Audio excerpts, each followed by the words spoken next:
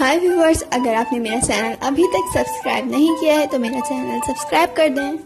अस्सलामुअलैकुम, मैं युसरत शाह और आज हम बनाने जा रहे हैं गोला कबाब। गोला कबाब बनाने के लिए हमें चाहिए आधा किलो कीमा। कीमे को अच्छी तरह धो लेंगे और कीमे का पानी खुश्क कर लेंगे। तली हुई क्रश प्याज 1 खाने का चमचा, 1 खाने का चमचा दही ले लेंगे, दही का पानी अलग कर देंगे।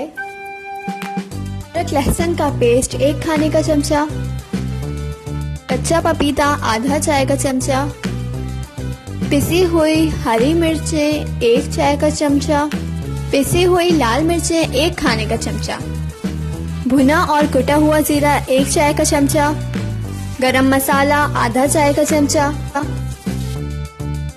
नमक हस्बे जरूरत, सन 1 खाने का चमचा, पापरिका पाउडर 1/4 चाय का चमचा, जीरे का रंग 1/4 चाय का चमचा,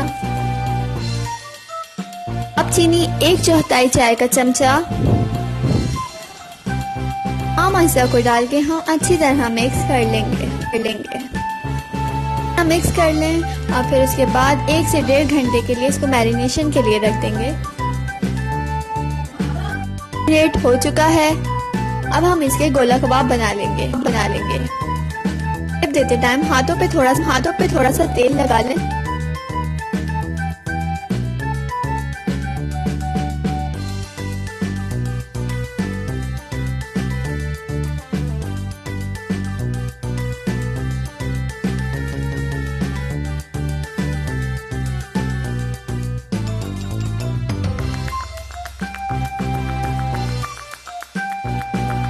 तो कोयलों पर भी सेक सकते हैं।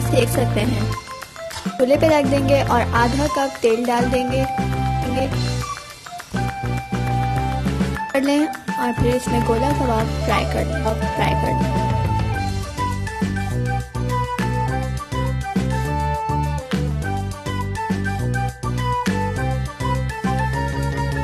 गोला कबाब को पलट लें ताकि ये हर तरफ से सेक जाए।